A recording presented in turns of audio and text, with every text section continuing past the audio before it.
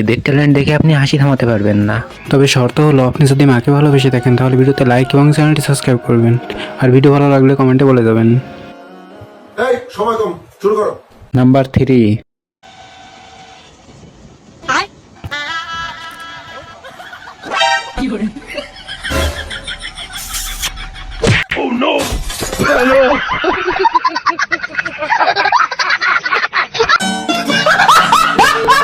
Number 2।